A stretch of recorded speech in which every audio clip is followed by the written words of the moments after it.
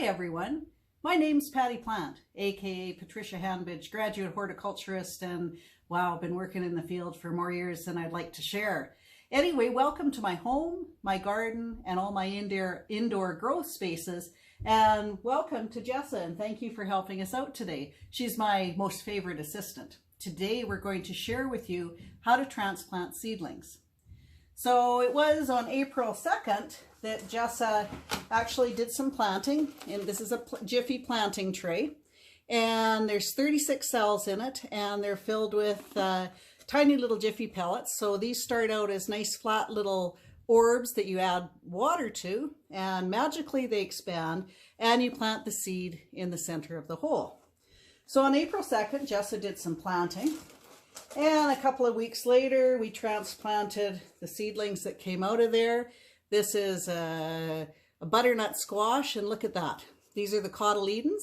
This is the first true leaf, and it was transplanted, when did we transplant? About a week ago, I think? Yeah. So Jessa likes to grow things, and so I'm very happy to have her to help me. And let's see, it was April 13th. We transplanted out of the tray and we replanted some seeds. Some of them weren't successfully germinated.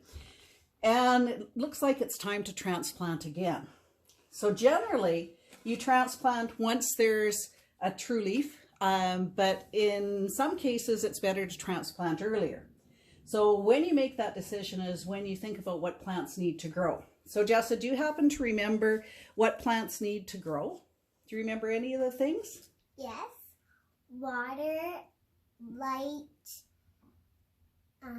oxygen, nutrients, and warmth, right? So we had these seedlings sitting in front of a south-facing window and the sun was shining on them. So they were nice and warm and they started to grow, but they didn't grow to their optimum, right? And just like us, plants need optimal conditions for the best growth. So they grow fast and furious and vigorous and healthy, right? So what's that big one you have there? This one looks like... It's a squash. It's a buttercup squash. And look at that. Let's hold it up so the folks can see all these beautiful roots. Look at that. Look at those healthy roots that are coming out.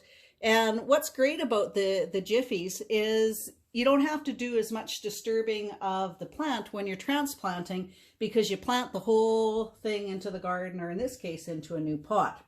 So I'll just set that gently there because we don't want to damage the root tissue.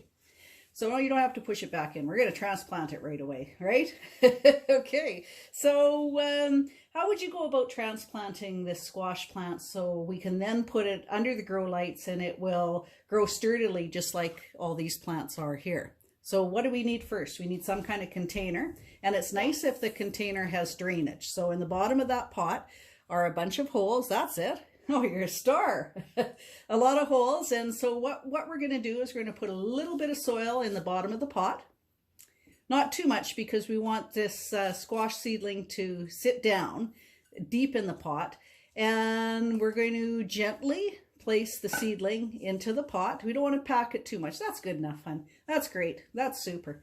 We're going to take it and we're going to place it gently into the pot in the center, and then very gradually fill around the seedling with soil.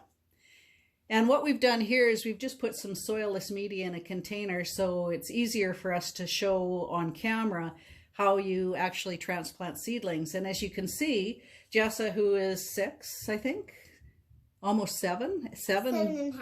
6.5. You're going to be 7 on your next birthday, I think. Yes. So she's been planting a long time, so she's actually quite experienced. But it doesn't take a lot of materials to get growing food for your table, and it's something really important to do. Also very important for us to realize that it's important for us to teach the children how to grow things, because if we want to build a beautiful world, a little bit more, I think, honey, we want to build a very sustainable world for our future. And, you know, when times are tough or any time, it's really important for everyone to learn how to grow plants so we have food at our fingertips. How's that going now? Looks beautiful. Let me have a look. Look at that. So I'm going to press it down just a little bit more all the way around because it's very important for that root tissue to be in good contact with the media. So we know that this is a buttercup squash, but when we put it under lights or put it in the garden, are we going to remember what it is? No, if we don't put a label. Well, have you got a label ready for this pot?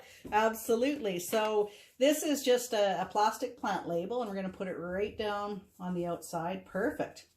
So what you can see here is that Jessa has printed, I don't know if you can see that, here we go. She's printed buttercup squash with a pencil on the pot or on the label so that when we water it, that ink isn't going to wear off.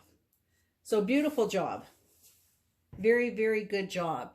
So folks, thanks for joining us. And thank you, Jessa, for your great assistance. And yes, thank you, thank you, thank you. And again, you can catch us on the YouTube channel Grow and on Facebook Live at Orchid Hort every Wednesday at 1 p.m. Central Standard Time. So thanks for joining us. Stay safe, be happy, and let's get growing.